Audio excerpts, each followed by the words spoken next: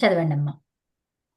ఓం సహనావవతు సహనౌ భునక్తు సహ వీర్యం కరవావహై తేజస్వినావధీతమస్తు మా విద్విషావహై. ఓం శాంతి శాంతి శాంతి. ఓం నమస్తే అండి అందరికీ. ధన్యవాదాలమ్మా. ఆ, మనం ఇప్పుడు ఏం చేస్తున్నామంటే లింగానుశాసనం అనేది చూస్తూ ఉన్నాము. దీంట్లో 99 అంటే మొత్తము పుల్లింగ ప్రకరణము స్త్రీలింగ ప్రకరణము అన్నీ కలిపి 99వ సూత్రము. కంసంచ ప్రాణిని కంసంచ అప్రాణిని అని చెప్పుకున్నాము. కంసంచా ప్రాణిని అలా చెప్పుకున్నాము. అంటే అది 65వ సూత్రం. దీంట్లో పుంలింగ ప్రకరణములో 65వది. ఓకే. సో దీంట్లో ఏం చెప్పుకున్నాము? కంసం అంటే ఏంటి? కంసం అనే శబ్దం ఏదైతే ఉందో, కంస అనే శబ్దం ఏదైతే ఉందో, ఈ కంస శబ్దము అప్రాణిని అప్రాణిని అయితే అయితే అంటున్నాం. చ అంటే అయితే కదా. సో మరి అది ఇక్కడ పైన ఏం చెప్పారు దాని మీదకి వెళ్ళి డిపెండ్ అయి ఉంటుంది. ఓకే. సో పైన ఏం చెప్పారు అంటే నపుంసకం అని చెప్పారు. కాబట్టి ఇక్కడ కంసం అనేది ఏమవుతుంది అక్కడ? అప్రాణిని అయితేనేమో నపుంసకలింగం అవుతుంది, ప్రాణి శబ్దం అయితే పుల్లింగం అవుతుంది అని చెప్పుకున్నాము. ఎందుకంటే మనకి కంసుడు తెలుసు కదా, కంసహ అన్నాము. అంటే ప్రాణి అతను కదా, ప్రాణముతో ఉన్న వ్యక్తి. సో కాబట్టి అతనికి ఏమొచ్చింది? పుల్లింగం వచ్చింది. ప్రాణముతో లేని విషయాలకి ఏమొస్తుంది? అప్రాణిని అయితే నపుంసకలింగం. మరి కంస అని అంటే మరి దానికి అర్థం ఏంటి అంటే ఏం చెప్పుకున్నాము? కంసం అనడానికి అర్థం చెప్పుకున్నాం కదా, ఏంటది? కంస అంటే కంసుడు, కంస అంటే కంసం అంటే కంచం, మన ప్లేట్, అన్నం ప్లేట్. కంచము ఉత్తమం. ఏంటి? భోజనము ఏదైనా చేస్తూ ఉంటే మనం వాడుకునేటువంటిది ఏదైతే ఉందో, భోజన పదార్థాలను పెట్టుకునేటువంటిది ఏదైతే ఉందో, సో దానిని ఏమన్నాము? కంచం, కంచం కంచం. ఉమ్? కంచం ఆ, కంచం. తర్వాత ఇంకోటి ఆ, భోజన భాజనమిత్యర్థః, పానభాజనమిత్యర్థః అంటే గిలాస ఇది భాషాయాం. సో ఇక్కడ ఏం చెప్పారు? కంచం అంటే ఏంటి? గ్లాస్ అన్నమాట. అంటే భోజన పదార్థాలు ఏదన్నా కావచ్చు, అది గ్లాస్ గురించి చెప్తున్నారనమాట. ప్రాణిని మామూలుగా వాచ్యం. చషక. రాసుకోండి అది మీరు గ్లాస్ వైట్ అని. బోర్డ్ లో రాస్తున్నారా అండి? అమ్మా. చషక కదా గ్లాస్ రాస్తున్నారా అంటే. వైట్ బోర్డ్ లో? మీరు నాకు కనిపించడం లేదు లేదు లేదు, రాయట్లేదు, ఏం రాయడం లేదు కదా. ఓకే ఓకే చూపిస్తాను ఇప్పుడు. ఓకే ఓకే దట్స్ ఓకేనండి. నాకే ఆ, తెలియదు. లేదు లేదు. సంస్కృత ఒక్క సంస్కృత నిమిషం. భాష. ఓం నమస్తే అండి అందరికీ. ఒక్క నిమిషం ఆగండి అమ్మ, మీరు ఏదో అంటున్నారు పద్మావతి గారు. సంస్కృత భారతి వాళ్ళు కంస అంటే కంచం అని చెప్పారు. ఆ, చషక కన్- గ్లాస్ అమ్మ చెప్పారు. కంసహ అంటే మనిషి పేరు. ఓకే, కంసం. కంస కాదు, కంసం కంసం కాదు నేను ఆ, చెప్పేది. సో ఇక్కడ చూడండి, కంసం అంటే ఏముందో, చషక. పానభాజన ఉమ్, మిత్యర్థ. ఉమ్. పానభాజన మిత్యర్థ. గ్లాస్ గిలాస అవుతుంది అప్పుడు. ఇది భాషాయాం. ఏమనుంది బుక్లో? గ్లాస్. అవునవును, గ్లాస్ అని. ఆ, సో మనకి ఉమ్. దీన్ని గిలాస్ అని చెప్పేసి, గ్లాస్ అని చెప్పేసి భాష, మనం మాట్లాడుకునే భాషలో ఇలా అంటారు. ఓకే. వినమంటారా? రాసుకోమంటారా వినమంటారా? అమ్మ రాసుకుంటే రాసుకోండి, నేను అర్థాలు రాయిస్తాను కదా, రాయించినప్పుడు మీరు రాసుకోండి. ఇప్పుడు ఇది రాయండి. ఇప్పుడైతే కంసహ. వింటాం. ఇప్పుడు వింటాం. ఇప్పుడు రాయండి కంసహ అనేది రాయండి ఫస్ట్. కంసహ అంటే మనిషి పేరు, వ్యక్తి పేరు అని రాసుకోండి. వ్యక్తి అయితేనేమో సో కంసహ, వ్యక్తికి సంబంధించింది కంసహ, వ్యక్తి పేరు. ఓకే, వ్యక్తి పేరు అని రాసుకున్నారా? ఎవరది? కంసహ అంటే పుల్లింగ వ్యక్తి. మన పుల్లింగ వ్యక్తి, వ్యక్తి పేరు అని రాసుకోండి రాస్తున్నారా? చాలు ఇక్కడ. ఆ, ఇప్పుడు కంసం. కంసం పర్లేదు. ఆ, ఏం రాస్తారు ఇక్కడ? పానభాజనం. పానభాజనం అని రాసుకోండి. అంటే ఏంటి? గ్లాస్.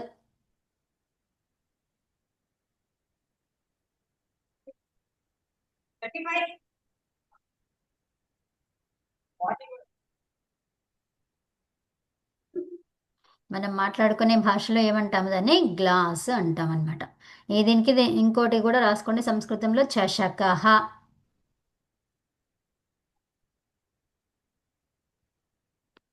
ఈ షా ఏదొస్తుందండి? షా వస్తుందా, షా వస్తుందా? చషకః అట్లనా? రా వస్తుంది. ష ష ష. షా అదేనా? ఉమ్, ఉమ్. అదే. చషకః. అందుకే మనం ప్రొనౌన్సియేషన్ కరెక్ట్గా చెప్పకపోతే మళ్ళీ అక్కడ పొరపాటు చేసేవాళ్ళం కదా. ఉమ్.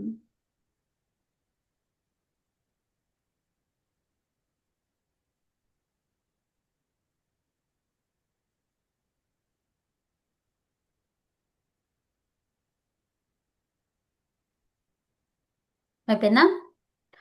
సో ఇప్పుడు మనము 100వ సూత్రము చూడబోతున్నాము ఈరోజు. ఇంతవరకు అయిపోయిందనమాట. సో ఇప్పుడు దీనికి అర్థాలన్నీ చెప్పుకున్నామా మన ఇందిర గారు? అన్నీ చెప్పుకున్నామా? నమస్కారం అండి. ఉమ్, చెప్పుకున్నామండి. చెప్పుకున్నాం. చెమ్మసహ, ఉమ్, హంసహ, రసహ, సారహ, ఉమ్, నిర్యాసహ. ఓకే. సరే, ఇప్పుడు ఇది చూడండి. ఏమన్నాము? రశ్మి దివసాభిధానాని. ఏమంటున్నారు ఇక్కడ? రశ్మి దివసాభిధానాని. అభిధానాని అంటే ఏం చెప్పుకున్నాము? గుర్తుందా? పర్యాయ పదాలు. అభిధానాని అంటే ఏంటి? అవును. పర్యాయ పదాలు. రాసుకోండి. అభిధానం అంటే పర్యాయ పదం.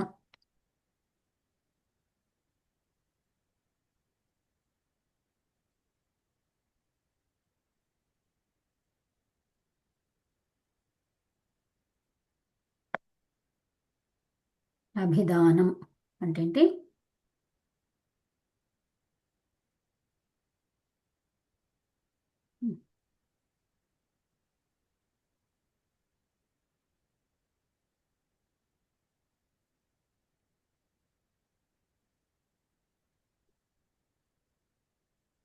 పర్యాయ పదం.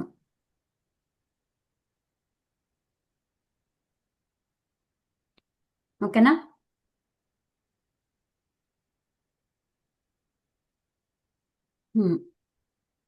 తర్వాత రశ్మి.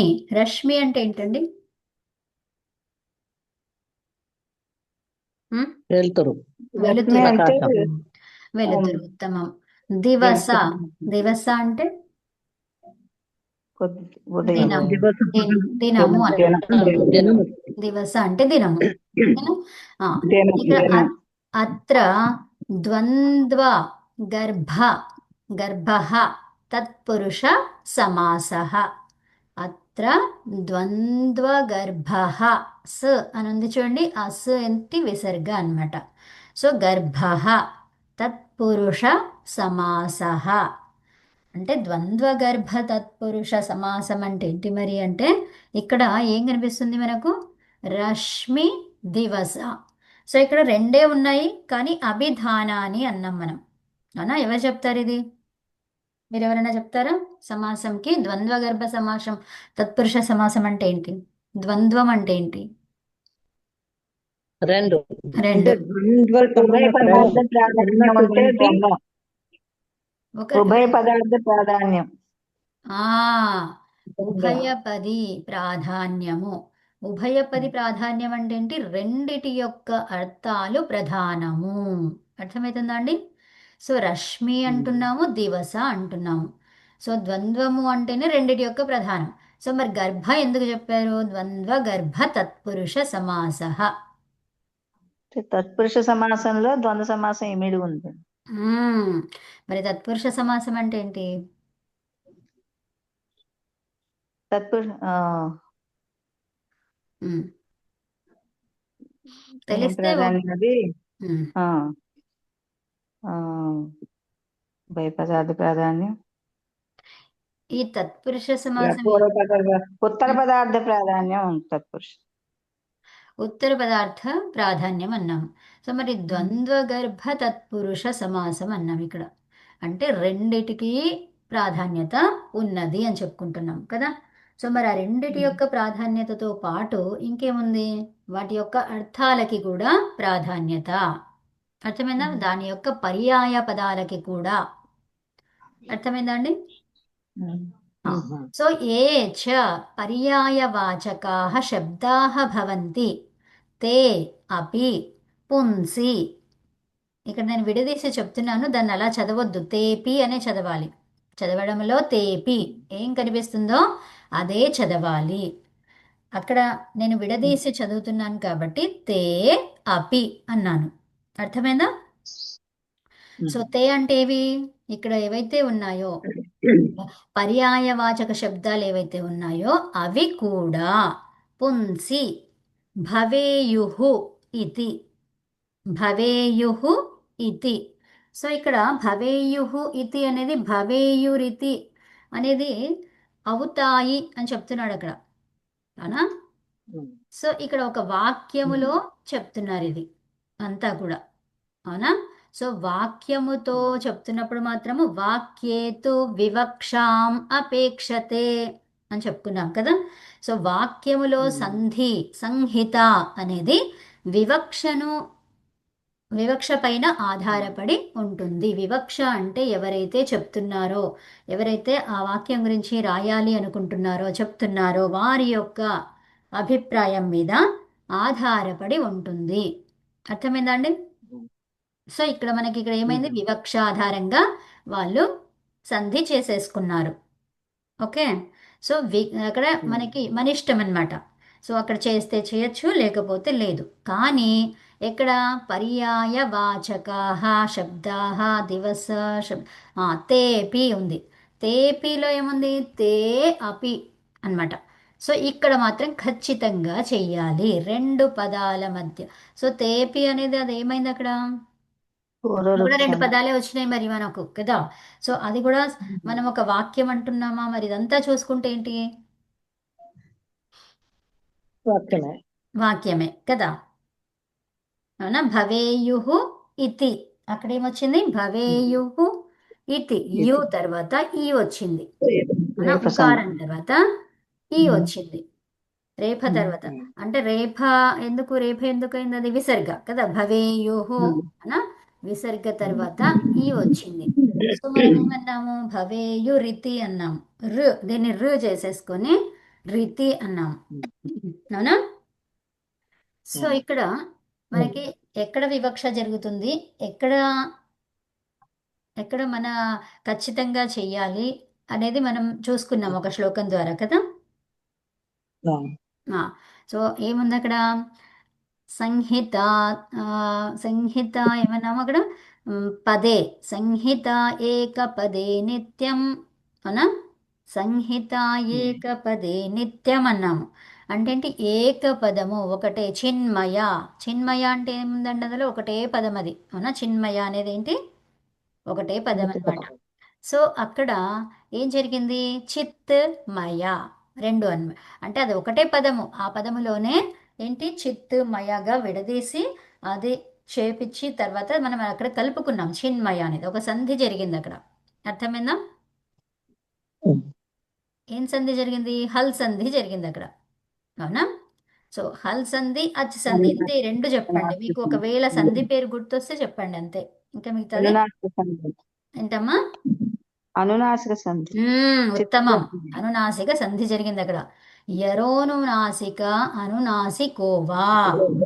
ఓకే, ఆ సంధి జరిగింది అక్కడ. ఓకే, సో మనకి అలాగనమాట. అంటే కొన్ని చెప్పారు మనకి, సంహితలో ఖచ్చితంగా సంధి చేయాలి, ఎక్కడ ఏకపదములో, తర్వాత ఉపసర్గయుక్తమైన ధాతువుతో కూడా సంధి ఖచ్చితంగా చెయ్యాలి, అవి నియమాలన్నమాట. ఓకే, సమాసములో కూడా సంధి చెయ్యాలి, వాక్యములో అయితే వివక్ష యొక్క అభిప్రాయం మీద ఆధారపడి ఉంటుంది అని అన్నారు కదా.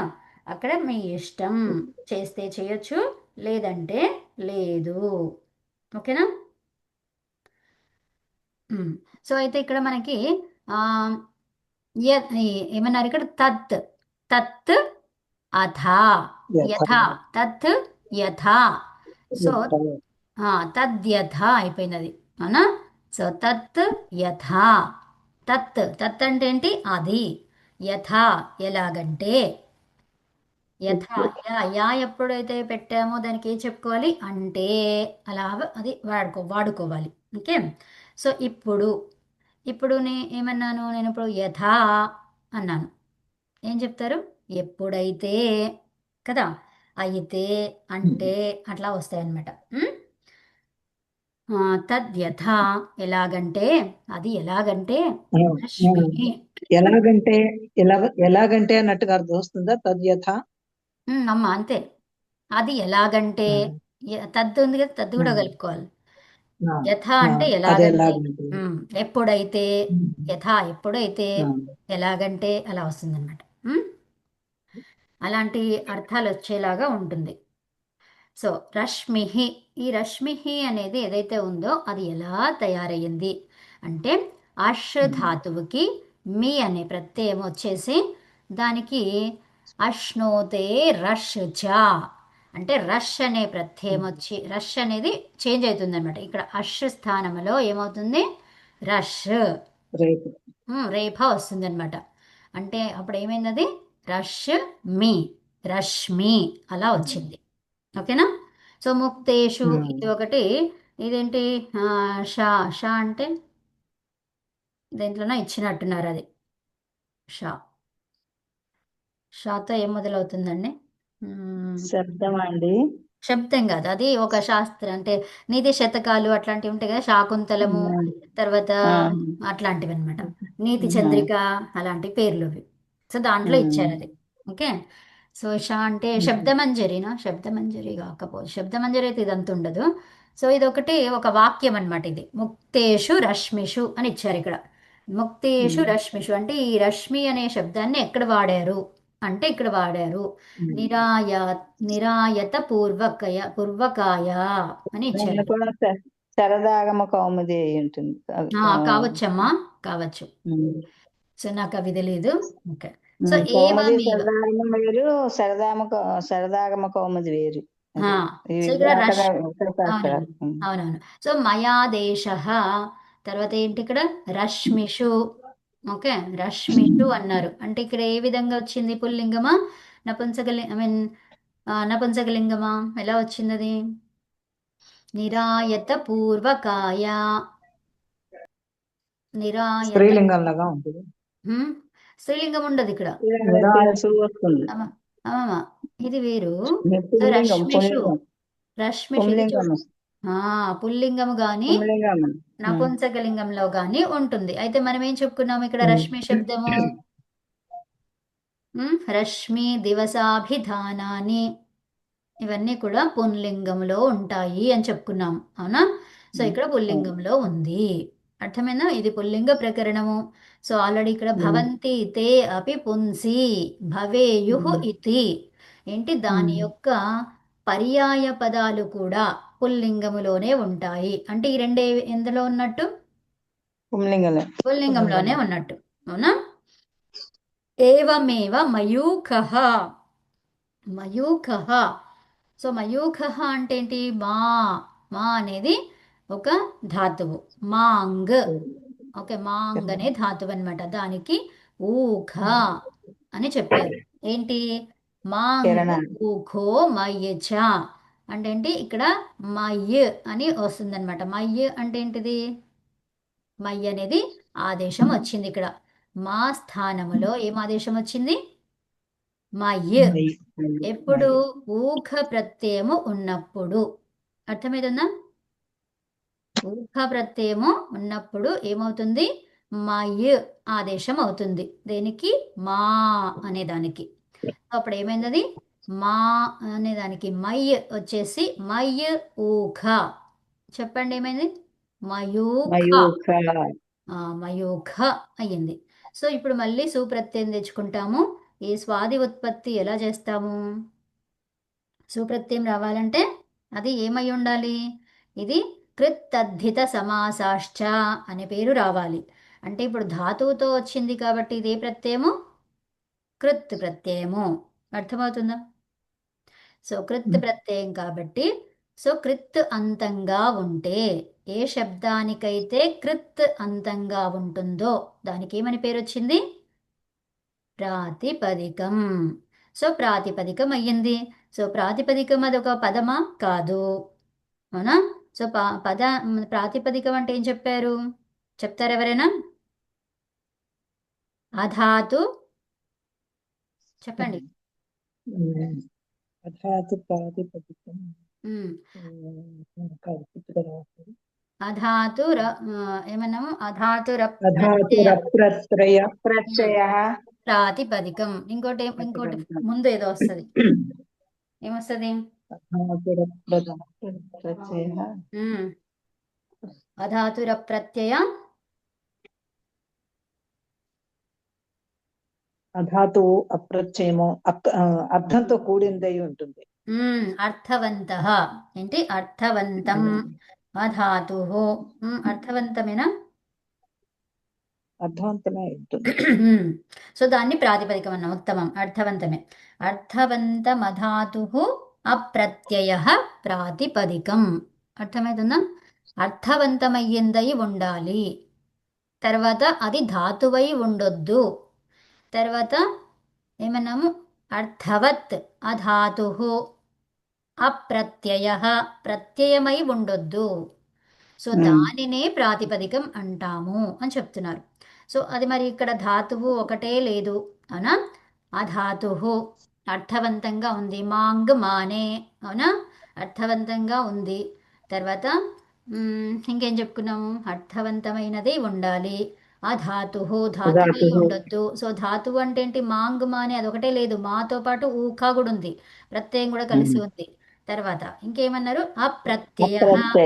ఒక ప్రత్యయమే ఉండొద్దు, ఒక ప్రత్యయమే లేదు మనకి, ధాతువుతో పాటు ప్రత్యయం ఉంది అవునా? సో కాబట్టి దీన్ని ఏమన్నారు? ఇలా ఉంటేనే, విడివిడిగా కాకుండా ఇలా ఉండొద్దు అనమాట. అవి చెప్పినవి మాత్రమే ఉండొద్దు, దాంతోపాటు ఇంకేమైనా ఉండొచ్చు. ఓకే, సో అప్పుడు దానిని ప్రాతిపదికం అంటాము. సో మరి ఇది ప్రాతిపదికమేనా? ప్రాతిపదికమే. ఎందుకు? ఒక ధాతువే లేదు, ఒక ప్రత్యయమే లేదు, రెండు కలిపి ఉన్నాయి. సో కాబట్టి దాన్ని ఏమనొచ్చు? ప్రాతిపదికం. అర్థమైందా? అర్థవంతమైనటువంటిదే. ఓకే, సో కాబట్టి మయూఖ అంటే ఏంటి? మయూఖ కిరణం కిరణము. ఉత్తమం. సో కిరణము అంటే ఏంటి? రశ్మి. ఇప్పుడు అక్కడ ఏమన్నాము? రశ్మిని ఏమన్నాము? కిరణం వెలుతురు అన్నాము. రశ్మి అంటే వెలుతురు, కిరణం అంటే కూడా వెలుతురే కదా. కిరణం ఎలా వస్తుంది? వెలుతురు ఉంటేనే, అది వెలుతురు ద్వారానే వస్తుంది, వెలుతురే కదా. సో దానికి ఇదేంటిది? అభిధానం. అభిధానం అంటే ఏంటి? పర్యాయ పదం. ఓకేనా?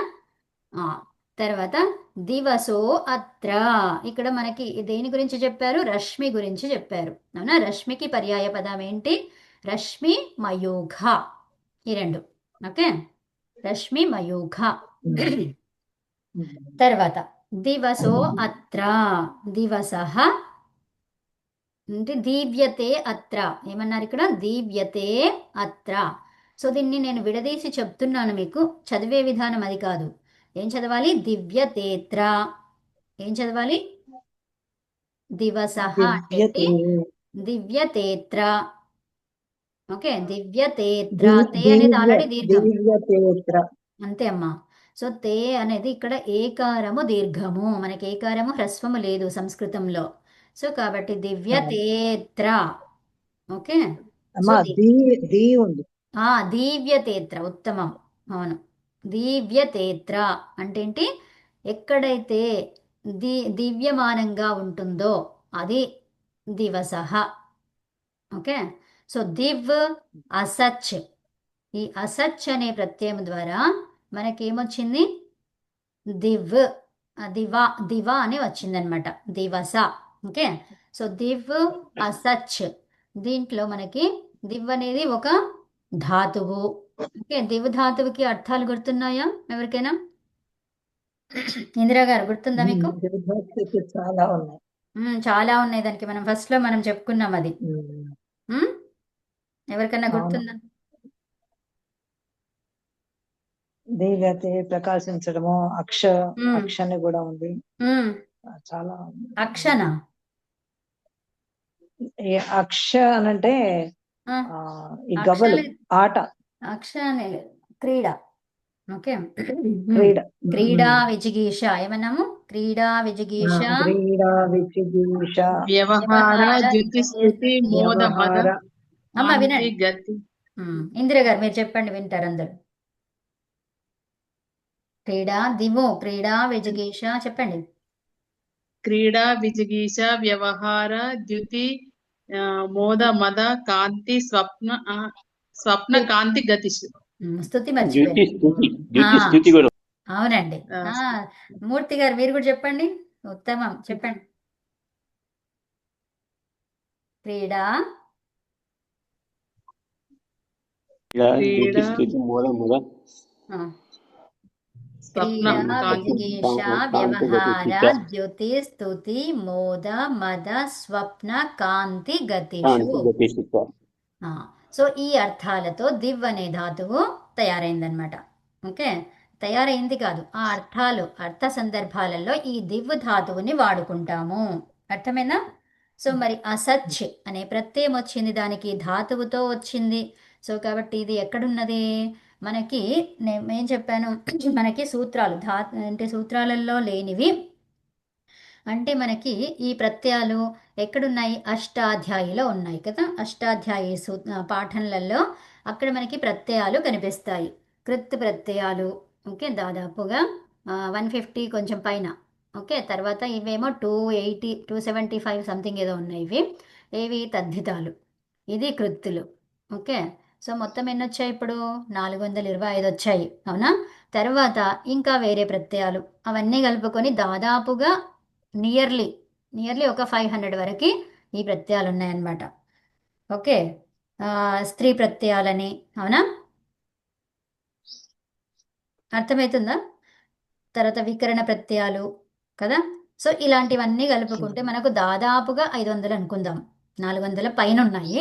సో 500 దాకా కాదు కానీ దాదాపుగా అని చెప్పుకుందాము. సో ఇప్పుడు ఏంటి? 450 అని చెప్పుకున్నా సరిపోతుందిలే, ఇంకా 450 చెప్పుకుందాం. ఓకే, మొత్తం ప్రత్యయాలన్నీ 450. సో అయితే ఇంకా వేరే ప్రత్యయాలు ఇందులో లేనివి అంటే ఏంటి? అష్టాధ్యాయిలో లేని ప్రత్యయాలన్నీ కూడా ఎక్కడుంటాయి? ఉణాది కోశంలో ఉంటాయి. ఈ ఉణాది కోశంని 2 రకాలుగా చెప్తారు పేర్లు. అవి 2 తప్పు కాదు, అది వేరు వేరు కాదు. అర్థమైనా? 2 ఒకటే. సో దీనికే ఏమని పిలుస్తారు? ఉణాది కోశము అని పిలుస్తారు, లేదా ఏమంటారు? ఉణాది పాఠము అని కూడా అంటారు. ఓకే, సో దీనికి 2 పేర్లు పిలుస్తారనమాట. ఉణాది కోశం అన్నా ఉణాది పాఠము అన్నా ఒక్కటే. సో దానికి 2 విధాలుగా పిలుస్తారు. ఓకే, అయితే సో మనకి అసచ్ అనే ప్రత్యయము మనకి ఎక్కడ దొరుకుతుంది? ఉనాది కోశంలో, ఉనాది పాఠములో కనిపిస్తుంది. అది అర్థమవుతుందా? సో ఈ అసచ్లో మిగిలింది ఏంటి మరి అంటే చకారము ఇత్తు సంజ. సో అస మిగిలింది. సో ఇప్పుడు దివ్ అస కలిపేస్తే ఏమైంది? దివస దివస. వస వచ్చింది, దివస. అంతే వచ్చింది దివస. ఓకే, తర్వాత కిక్ చా అంటే ఏంటి? ఇది కిక్ చా అనేది అది లేదు యాక్చువల్గా. సో ఇది వదిలేద్దాం మనము. సో ఇంతవరకు చూడండి. ఓకే, తర్వాత ఘస్రహ. ఇప్పుడు ఘస్రహ అది ఎలా వచ్చింది? ఘస్ అనే ధాతువుకి రక్ ప్రత్యయము తోడయ్యింది. సో అప్పుడు దాంట్లో ఏమైంది? అది ఏమొచ్చింది అక్కడ? ఘస్ రా, అవునా? ఈ కకారానికి హలంత్యం ద్వారా ఎత్తు సంజ. ఓకే, అర్థమైందా? సో అలాగా వచ్చిందనమాట. ఘస్రో గమిష్యతి అనేది ఒక సుభాషితం అనమాట. శుభ అంటే ఏంటి? సుభాషితము. ఒక సుభాషితంలో ఘస్రహ గమిష్యతి అంటే ఏంటి చెప్పండి? ఘస్రహ భవిష్యత్తు గమిష్యతి అంటే దినము వెళ్తాడు, వెళ్ళిపోతున్నది. దినము వెళ్ళబోతాడు. ఓహో దినము వెళ్ళిపోతది. వెళ్ళబోతుంది. అమ్మా అంటే ఈ దినము గడిచిపోతుంది, ఉమ్, గడిచిపోతుంది. గడిచిపోవడము, వెళ్ళిపోవడం. ఇక్కడ గమిష్యతి అన్నాం కాబట్టి వెళ్ళిపోతుంది కదా. సో వెళ్ళిపోతది. ఇంకా ఫ్యూచర్. ఈ రోజుటిది దినం అనేది ఇంకా రేపు కనిపించదు. కనిపిస్తుందా? కనిపించదు. అది पर्यायवाची सही रश्मि और दिवस शब्द पुल्लिंग में होते हैं जैसे रश्मि मयूख. సో ఇవి రశ్మి అంటే వెలుతురు, దివస ఘస్రా ఇవి దినము, దినానికి ఈ రెండు కూడా పర్యాయ పదాలు. ఘస్రహ అంటే దినము, రాసుకోండి. ఇప్పుడే రాయకండి యాక్చువల్గా, తర్వాత మొత్తం అయిపోయాక చెప్పుకుందాము. సో ఇంకొకటి ఇక్కడ దీధితి స్త్రియాం ఏమన్నారు? ఇక్కడ దీధితి స్త్రియాం పైన వాటికి రశ్మి, మయూఖ, దివస, ఘస్ర అవి ఎలా చెప్పాలి? అయం, ఇదం, ఇమం ఏం చెప్తారు అక్కడ? అయం మయూఖః, అయం ఘస్రః, అయం దివస్. అమ్మమ్మ అట్లా చెప్పకండి, ఇది ఉన్నాయి చెప్పండి. అయం రశ్మి, అయం మయూక ఇవి రెండు పర్యాయ పదాలు. ఓకే, సో ఇవి రెండు కలిసి చెప్పండి అట్లా. అయం దివస, అయం ఘస్రః. అది ఓకేనా? అయం రశ్మిః, అయం మయూఖః, అయం దివసః, అయం ఘస్రః. సో అంటే ఏం చెప్పారు ఆ సూత్రంలో? వాటికి వచ్చే పర్యాయ పదాలు కూడా పుల్లింగంలోనే ఉంటాయి అన్నారు, అవునా? సో ఇప్పుడు రశ్మికి, మయూఖ, ఇప్పుడు రశ్మితో ఏదైతే ఉందో, ఈ వెలుతురు ఏదైతే ఉందో, సో వాటన్నిటికీ పర్యాయ పదాలు ఏవుంటే అవి అన్నీ కూడా పుల్లింగంలో ఉంటాయి. ఎవరు చెప్పారు అది?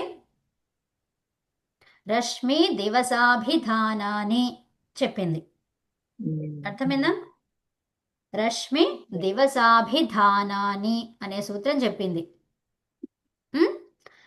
దీధితి స్త్రియాం ఇక్కడ పూర్వ సూత్రానికి అపవాదము, అవునా? ఎందుకు అపవాదం అయ్యింది ఇక్కడ? దీధితి అంటే కూడా ఇక్కడ మనకి అర్థం ఏం చెప్పారు? దీధితి అనడానికి అర్థం ఏంటి చూడండి. ఇక్కడ అక్కడ కూడా రశ్మి కానీ దివసము కానీ వస్తుందన్నమాట. అందుకని ఇక్కడ మాత్రము అది కాదు అని చెప్తున్నారు. దీధితి అంటే రశ్మి, అర్థమైనా? దీధితి అంటే రశ్మి అన్నమాట. అది రశ్మికి పర్యాయ పదము. అందుకనే ఇక్కడ రాయాల్సి వచ్చింది ఆ సూత్రం. ఏమని? ఇది మాత్రము స్త్రీలింగము అని చెప్పారు. అర్థమైనా? దీధితి అంటే కూడా రశ్మి అంటే వెలుతురు. ఆ వెలుతురు మరి ఎలాంటిది? వెలుతురుకి సంబంధించినవన్నీ కూడా ఏమన్నాము? పుల్లింగం అని చెప్పుకున్నాం పైన, అవునా? అర్థమైందా? కానీ ఈ సూత్రం ప్రకారము స్త్రియాం అంటే స్త్రీలింగములో ఉంటుంది. ఓకే, స్త్రియాం అంటే ఏంటి? అందు, స్త్రీలింగమందు ఉంటుంది. అర్థమైందా? అందున్నన్, అవునా? సప్తమి ఏంటి? స్త్రియాం కదా, అలా అన్నమాట. సో వ్యాఖ్య ఏమిచ్చారో చూడండి. పూర్వసూత్రస్య అపవాదః అంటే పూర్వసూత్ర అపవాదః, పూర్వసూత్రాపవాదః. ఏం సంధి జరిగింది ఇక్కడ? సవర్ణ. సవర్ణ దీర్ఘ సంధి. సవర్ణ దీర్ఘ సంధి జరిగింది. సవర్ణ దీర్ఘ సంధి అంటాం దాన్ని. అకః సవర్ణే దీర్ఘః కదా. సో దీర్ఘ సంధి సవర్ణ, అకః సవర్ణే దీర్ఘః. దీర్ఘాలు చాలా ఉన్నాయి. ఏ దీర్ఘం జరిగింది ఇక్కడ? సవర్ణ దీర్ఘము జరిగింది. ఓకే, దీర్ఘ సంధి అని చెప్పకుండా సవర్ణ దీర్ఘ ఆ సూత్రమే చెప్తుంది కదా. అకః సవర్ణే దీర్ఘః. ఓకే, సో ఇప్పుడు మనకి అయితే ఇక్కడ మరి దీర్ఘ సంధి జరగాలి అంటే ఏం కావాలి? రెండు పదాలు అయి ఉండాలి. అర్థమవుతుందా? అది సమస్త పదం అయి ఉండాలి. మరి ఇప్పుడు ఎలాంటి పదం ఇది? ఇది రెండు కలిపి ఉన్నాయి, రెండు పదాలు ఉన్నాయి అక్కడ. ఏంటి? పూర్వసూత్రస్య అపవాదః అన్నాను నేను ఇప్పుడు మీకు. ఫస్ట్ నేను అదే చెప్పాను. పూర్వసూత్రస్య అపవాదః రెండు పదాలు ఉన్నాయి అక్కడ. రెండు పదాల మధ్య సమాసము జరుగుతుంది, అవునా? సో సమస్త పదం చేస్తాము, ఒకే పదంగా రాస్తాము. ఆ ఒకే పదంగా రాసినప్పుడు సంధి జరుగుతుంది. ఆ సంధిని అనివార్యము, ఖచ్చితంగా చెయ్యాలి అని చెప్పుకున్నాము. సమాసాంతే ఏం చేయాలి? సమాసే సమాసే ఏం చెప్పుకున్నాము? సంహిత నిత్యం. ఓకే, సంహిత అంటే సంధి. సమాసే సంహిత నిత్యం. కాబట్టి పూర్వసూత్రస్య అపవాదః. సమాసం ఎప్పుడైతే చేస్తామో లుకో ధాతు ప్రాతిపదికయోః మన సో లుక్ అవుతుంది. ఏం లుక్ అవుతుంది? ఈ ప్రత్యయం యొక్క అదర్శనమే లుక్. అర్థమైందా? మరి అక్కడ యొక్క అనడానికి ఏం ప్రత్యయం వచ్చింది? గస్. అవునా? గస్ సోసాం, గస్ ఓస్ ఆమ్.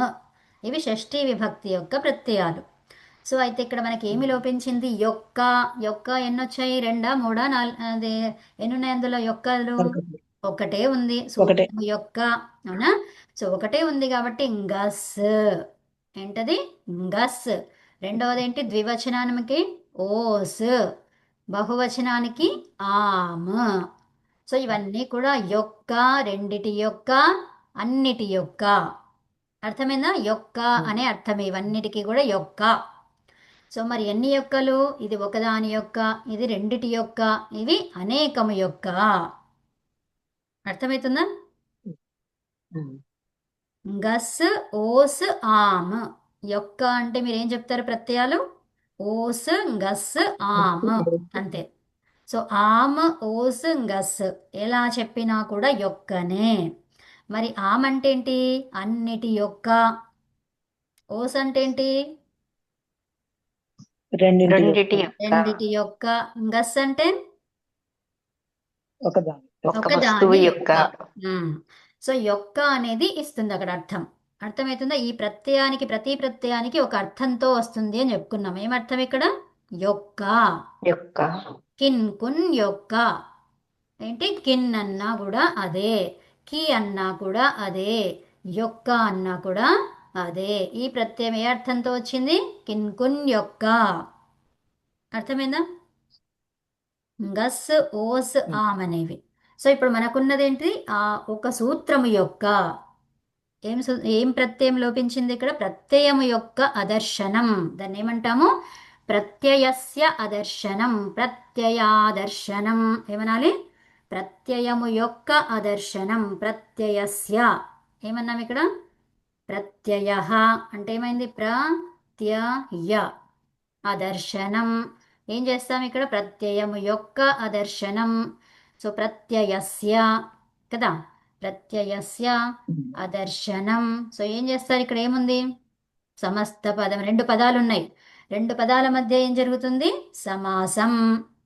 సో సమాసం జరగాలి అంటే ఏంటి? ఒక్క పదముగా రాయాలి. రాయాలి అంటే అక్కడ సంధి అనివార్యం. అర్థమవుతుందా? ప్రత్యయస్య లేదు ఇంకా. ప్రత్యయస్య అదర్శనం. ఇప్పుడు ఏమైనది? ప్రత్యయస్యాదర్శనం. ఏమైనది? సంధి. ఏం సంధి జరిగింది? దీర్ఘ సంధి, సవర్ణ దీర్ఘ సంధి. అవునా? సో అక్కడ ఏమైనది? ప్రత్యయాదర్శనం. ఏమైంది? ఈ స్య అనేది లోపించింది, యొక్క అనేది పోయింది. అవునా? ప్రత్యయ వరకే మిగిలింది.